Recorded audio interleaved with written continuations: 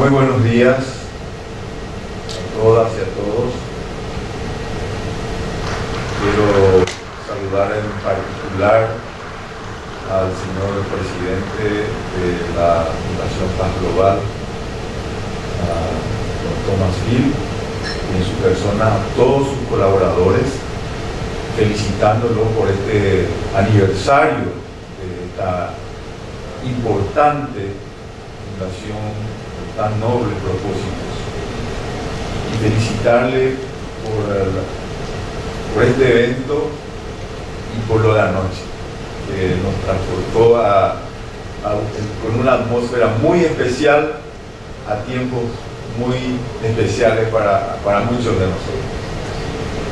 Y también quiero felicitar al señor doctor don José Altamirano y en su persona a todos los colaboradores del Instituto del Desarrollo del Pensamiento Patria Soñada por esa incesante y gran labor de construir pensamientos positivos, elaborar ideas que ayuden a construir un ecosistema favorable al desarrollo de nuestra gente, de nuestra nación paraguaya, y también por ende, ¿por qué no?, de nuestros hermanos que nos sirven. El Paraguay se ha esforzado particularmente desde un punto histórico en el cual se produjo un punto de inflexión realmente situado temporalmente entre los años 2003 y 2004, se ha esforzado en transformar profundamente su realidad socioeconómica. Las grandes reformas acometidas, estructurales acometidas, a partir de los años 2003-2004, reformas profundas en el ámbito tributario fiscal, reformas profundas en el tema arancelario con la adopción de un nuevo código arancelario, por ejemplo, reformas de la caja fiscal, del sistema de seguridad social, etc. La adopción por parte del Banco Central de una política monetaria y cambiaria seria, basada en metas de inflación, nos ha transportado a un estado, luego de 20 años, a un estadio de país con grado de inversión. La agencia calificadora de riesgo Moody's acaba de otorgarnos esa categoría para orgullo y satisfacción de todos los paraguayos, y al mismo tiempo con un enorme desafío de sostener eso y de acrecentar aún para que otras agencias calificadoras puedan otorgarnos esa misma calificación.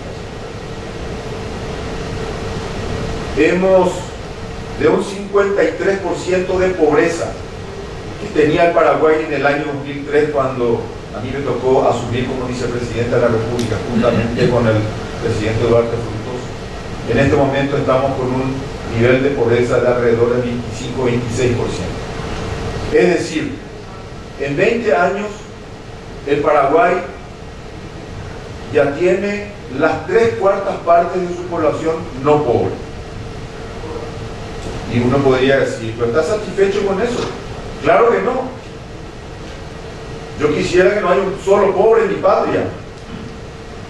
Pero de la mano de estas profundas reformas y de otras medidas que se han adoptado, hemos bajado el 53% de pobreza al 26 en 20 años.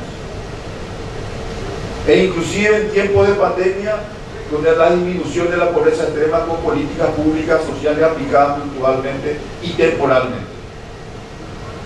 Y al mismo tiempo, con un crecimiento del 700% de nuestro Producto Bruto Interno a partir de esas profundas reformas que se establecieron en el año 2003-2004.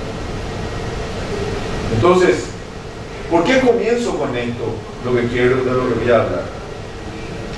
Comienzo con esto porque nos propusimos cambiar la historia de la República y nos propusimos hacerlo a través de profundas reformas en las que la sociedad tenía que estar comprometida y la sociedad tenía que acompañar. A mí me tocó como vicepresidente negociar con la fuerza viva de la sociedad de la producción, con las ONGs, con la sociedad civil representada por las ONGs, con los partidos políticos, para que haya un gran acuerdo, un gran marco, en donde más allá de nuestras ideas, de nuestras ideologías, podamos confluir en un objetivo común de engrandecer al Paraguay a través de un proceso de crecimiento sostenido, de desarrollo integral. Como dije, aparte de esas primeras profundas reformas de primera generación, se acompañaron con otras medidas. A medida que íbamos recuperándonos, teníamos que encontrar herramientas que hagan posible el aterrizaje de inversiones, tanto nacionales como extranjeras. Y con unas buenas negociaciones en el ámbito del Mercosur, fundamentalmente, argumentando nuestra condición de país sin litoral marítimo y de menor desarrollo relativo, hemos conseguido algunos regímenes especiales que solamente en Paraguay tiene, como el régimen de Maquila, por ejemplo, que ha venido a ser un elemento fundamental para iniciar un proceso de industrialización tardía, cierto, pero un proceso de industrialización que se va consolidando en el país. En este momento hay 300 industrias maquiladoras, la mayor parte de ellas provenientes de la región, fundamentalmente del Brasil, que crean miles de puestos de trabajo, que exportan y generan divisas por miles de millones de dólares y que crean empleo y desarrollo económico y social en los ámbitos donde se instalan. Esa ha sido una herramienta fundamental, sigue siendo, tiene que seguir siendo una herramienta fundamental para acompañar este crecimiento sostenido que hemos tenido y que tenemos que seguir teniendo. El año pasado el Paraguay fue el país que más creció en Sudamérica, crecimos 4,3% del Producto Interno Bruto, y este año estamos también por esa ruta. Vamos a seguir siendo el país que más vamos a crecer. Y según las proyecciones del Banco Mundial y el Fondo Monetario, República Dominicana y Paraguay van a ser los países que más van a crecer hasta el 2030. Todo eso tiene una base. Eso no surge por generación espontánea. Tiene una base fuerte que acabo de mencionar, que ya lleva 20 años, pero que tiene que seguir consolidándose a través de otras herramientas. Y ahí quiero aterrizar a una herramienta que puede ser fundamental para que sigamos acompañando este proceso de crecimiento y de desarrollo, que es la herramienta de las zonas francas, las zonas económicas francas, comerciales, industriales, de servicio o mixtas. Creo que todos sabemos las zonas francas son zonas que constituyen una extraterritorialidad aduanera y fiscal que busca la libertad económica y las inversiones para generar mano de obra y la mayor actualización tecnológica posible. Son áreas delimitadas de un país, geográficas, espacios delimitados concretamente, donde se otorgan beneficios que son incentivos para las actividades económicas, comerciales, industriales, de servicio, de exportación. Se otorgan beneficios en el ámbito fiscal, tributario, en el ámbito aduanero, para fortalecer la posibilidad de la inversión en esas zonas. Y al mismo tiempo, para crear un espacio que ayude a desarrollar las áreas cercanas y en general, también en general, todo el territorio con la instalación de estas zonas. Yo he visto cuando visité, una vez me invitaron, yo era diputado nacional y el gobierno de Francia me invitó para conocer su realidad política y económica, y visité algunos parques en ese entonces, estoy hablando del año 2001, y visité un parque tecnológico que tenía las características de una zona franca. Era un laboratorio donde se desarrollaba tecnología que luego se iba a aplicar afuera, en otras partes. Era exactamente lo que dice ahí. Podía utilizarse todo tipo de tecnología nueva, de nuevas herramientas, porque tenían excepciones fiscales y podían actuar ahí todo tipo de científicos, técnicos, profesionales venidos de cualquier parte del mundo, porque lo importante era que aporten el conocimiento para desarrollar nuevas tecnologías, nuevos conocimientos, nuevas ideas, nuevas prácticas que luego iban a ser desarrolladas en el ámbito nacional. Ese fue el primer experimento que he visto en donde empecé a valorar realmente este tipo de iniciativas. Nosotros en Paraguay, después del régimen de Maquila, entendimos de la importancia de la zona franca en la década del 90. Y ya dentro del ámbito del Mercosur,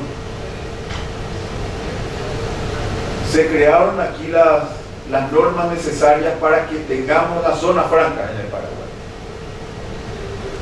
Y para equipararnos a nuestros socios, en esos entonces los brasileños, argentinos y uruguayos, que ya tenían los regímenes de zona franca. Paraguay se preparaba también para tener esta herramienta que nos ayude a desarrollarnos. Y uno diría, esta es una herramienta muy moderna, muy actual. Y no. Ya quiero ir a El concepto de zona franca se remonta ya a la época de los romanos. Los romanos, conquistadores, que hicieron que el mar Mediterráneo sea un lago propio de Roma, el Mare Nostrum, empezaron a tomar algunos puertos concretos donde aplicaban tributos especiales o dejaban de aplicar tributos por motivos económicos o geopolíticos para desarrollar y fortalecer su posición en esos territorios.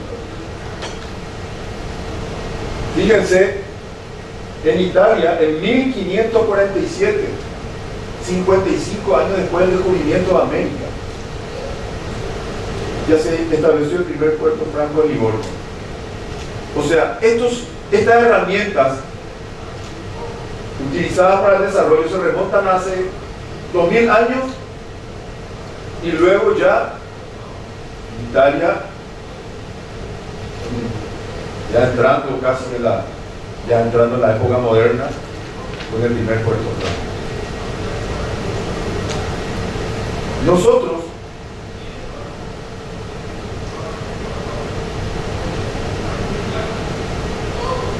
en este momento tenemos nuestra norma de zona franca, pero necesitamos evolucionar para aprovechar todo lo que nos ofrece el Mercosur y también fuera del Mercosur los mercados, para poder sacar el máximo beneficio para nuestra gente.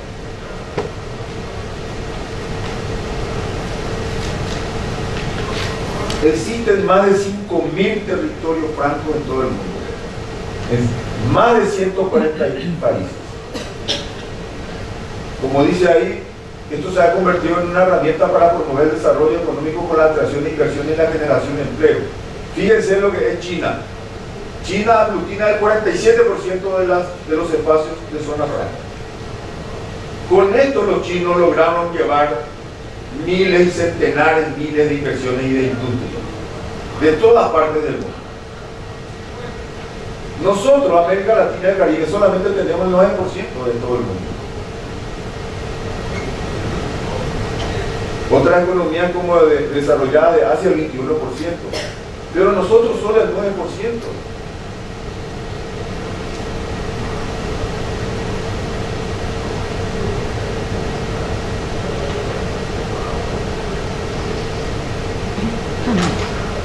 A partir de esta realidad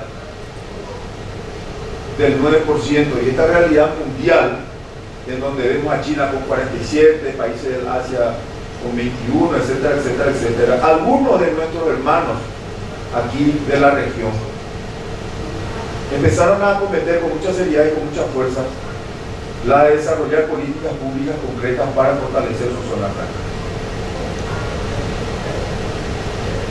Y para mí en particular, sin entrar a discutir, para mí en particular, un ejemplo notable es el caso Uruguay. Uruguay tiene 15 zonas francas. 15. Y tiene 1.206 empresas instaladas en esta zona franca.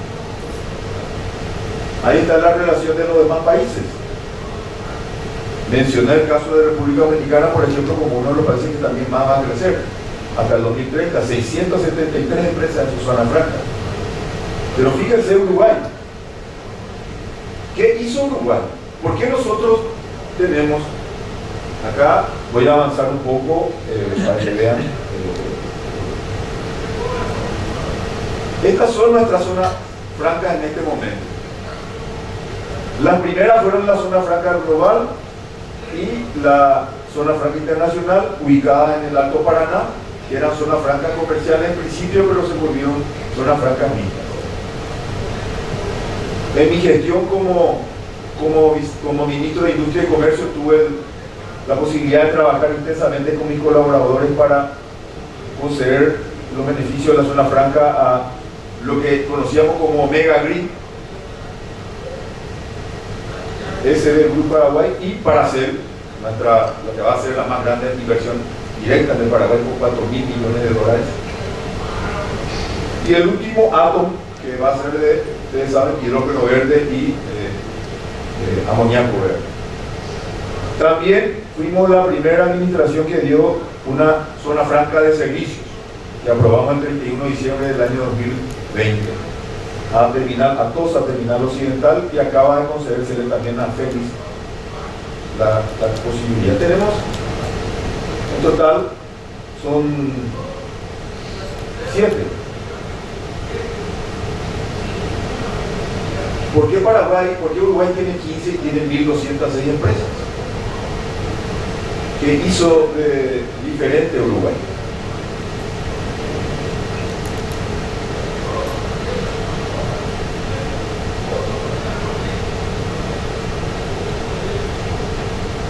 Uruguay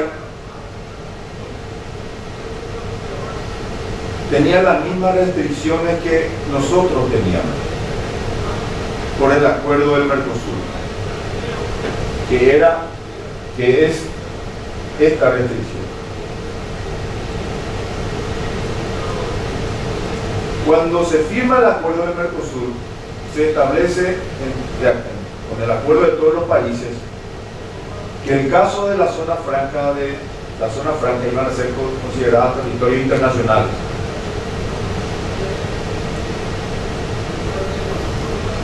Salvo decisión en contrario, los Estados partes aplicarán el arancel externo común. Acá claramente habla de esto. Salvo decisión en contrario, cuando se negocian entre partes. Es decir, si dos Estados partes del Mercosur acuerdan negociar un régimen especial que ligue sus zonas francas, rige esta disposición que dice que se considera un territorio internacional y por lo tanto Al salir de ahí, los productos tienen que tener el arancel externo común. ¿Qué hizo Uruguay? Y esto es importante porque, siendo ministro de Industria y Comercio, yo hablé muchas veces con don Pedro Cete, que está aquí, que es uno de los propietarios, y que tanto trabajamos juntos, y que es representante en el Consejo de Zona Franca por el sector privado. Hablamos de esta posibilidad. ¿Qué tenemos que hacer para cambiar esta realidad? Con un mercado que es el más importante para nosotros, como es el mercado de Brasil. Por ejemplo, en el ámbito de la maquila, el 70% de las exportaciones de maquila va a Brasil. 70%. Entonces, Uruguay negoció con el Brasil. ¿Y saben qué? Todos los bienes producidos en la zona franca del Uruguay ingresan con arancel cero al Brasil. Compañías como la PepsiCo se acogen a este beneficio. Por ejemplo, muy bien,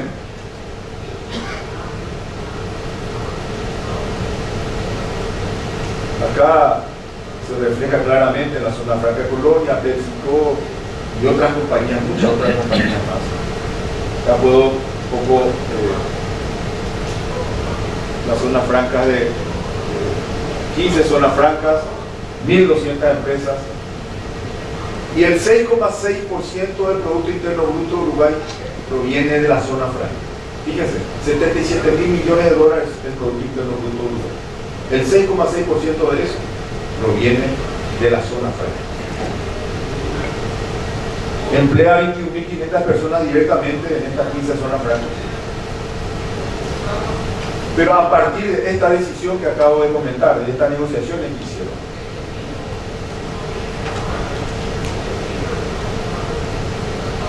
por ejemplo, en el ámbito de la zona franca de servicio, Uru es una plataforma que no es necesario hablar de su significación y su importancia, se está instalando en Uruguay.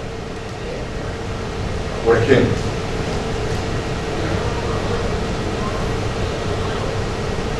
este es el famoso caso del World Trade Center. Esta es una zona franca de servicio en Uruguay. Nosotros también tenemos ahora, del 31 de diciembre del 2020, ya también tenemos las zonas francas de servicio establecidas en el país. La posibilidad, TOSA fue la primera en adquirir esa posibilidad, Puerto Kenia el segundo. Pero fíjense, más de 200 empresas instaladas, más de 3.500 personas trabajando ahí en 44 pisos, tecnología, servicios, finanzas, etcétera, etcétera.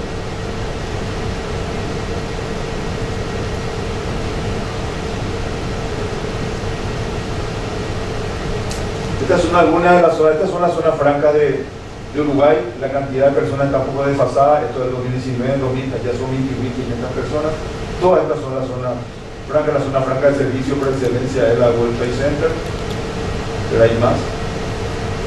Y ahora paso nuevamente a nuestra realidad. El caso de Uruguay es un caso que tenemos que tener presente para avanzar en perfeccionar nuestra herramienta. Y nosotros creemos, yo creo en particular, después de la experiencia que tuve tratando de empujar esto, por eso aprobamos 3 zonas francas durante nuestra gestión.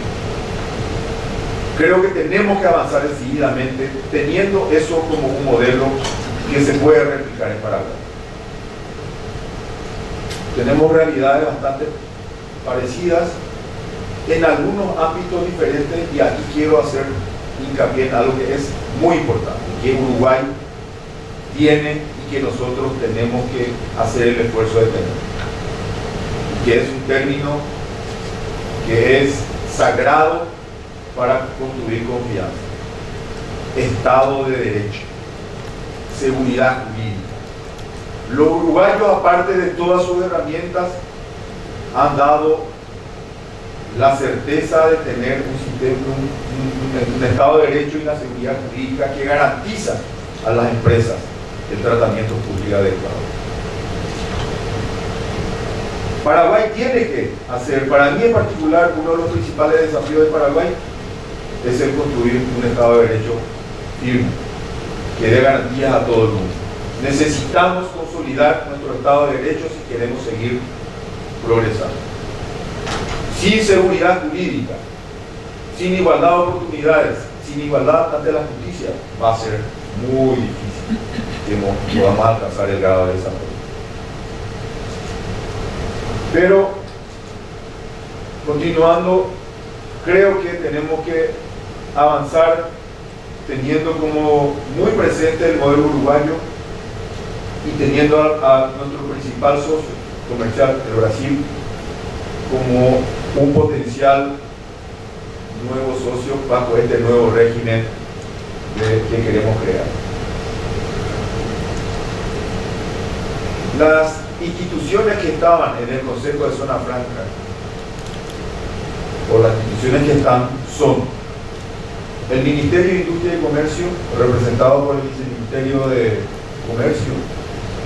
El Ministerio de Hacienda estaba representada por la Subsecretaría de Estado de Tributación, y el Ministerio de Obras Públicas representada por el Viceministerio de Obras Públicas.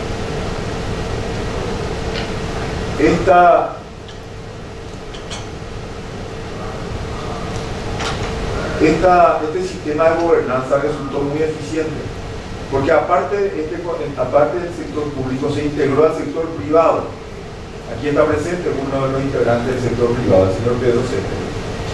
Aparte hay otro ciudadano paraguayo que integra. Entonces es un consejo público-privado que gestiona adecuadamente contemplando los dos intereses y tratando de obtener lo más justo a la hora de tomar la decisión. Creo que ese sistema tiene que continuar, sistema público-privado. Pero hay algunos cambios que hubo que yo creo que se tienen que revisar. Con la creación del Ministerio de Economía, el Ministerio de Economía le instituyó como representante en el Consejo al Viceministerio de Economía. Y ya no está esta institución responsable de los tributos, de la parte fiscal. Y aquí es fundamental que están representados la gente que maneja la fiscalidad y la aduana. Y aquí tiene que estar la Dirección Nacional de Ingresos Tributarios. Ellos son quienes, a la hora de determinar desde el ámbito, desde el punto de vista de la conveniencia fiscal o no para la República, ellos son los que tienen la autoridad para determinar la concesión o no, o la aprobación de una nueva zona. La DENIC tiene que estar en ese lugar en vez del Viceministerio de Economía. Es mi apreciación y mi opinión en base a la experiencia que tuve. En este mismo momento me dijeron que el Consejo tiene serios problemas, porque tengo entendido que no hay desde hace casi un año no tenemos viceministro de Comercio, y no sé si el Viceministerio de Economía le está dando el mismo seguimiento que se le daba cuando estábamos constituidos de la otra manera. Hago esta autocrítica esperando contribuir con mi país. Aparte de esta integración, yo creo que el Viceministerio de REDIEX, nosotros elevamos a REDIEX de Dirección Nacional a la categoría de Viceministerio. Federico Sosa, que era director de inversiones, que trabajaba con nosotros ahí, para darle jerarquía a una institución, porque era una de las principales responsables de traer inversión al Paraguay y fomentar las exportaciones. Tiene que estar el Viceministerio de REDIEX también en el Consejo, responsable del fomento de las inversiones y el comercio internacional. Y también tiene que estar los representantes de Cancillería. ¿Por qué? Por los acuerdos que se tengan que negociar con los otros países, y en particular en este caso, y de opinión que la primera directiva que se le tiene que dar a la Cancillería integrada en el nuevo Consejo es un acuerdo con el Brasil. Si nosotros logramos eso, creo que apuntamos a seguir la ruta que siguió Uruguay, y no vamos a tener 40 empresas en la zona franca, vamos a tener 1000 empresas en la zona franca, que es lo que queremos.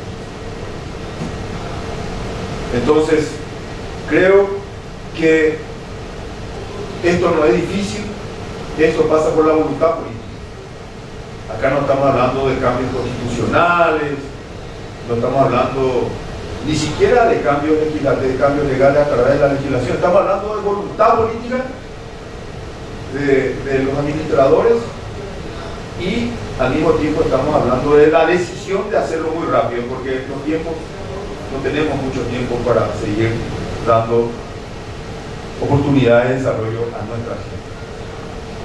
Yo quería que esta presentación no solamente hable de manera teórica de lo que son las zonas francas, sino que se constituyan un aporte, humilde aporte, para lo que puede ser para mi querida patria una oportunidad más, una herramienta más, repito, es importante, pero perfeccionándola se puede convertir en una política de Estado, y al mismo tiempo una política de Estado que dé oportunidades a centenares de miles de paraguayos de tener oportunidades de desarrollarse aquí en el Paraguay, no fuera del Paraguay. Muchas gracias.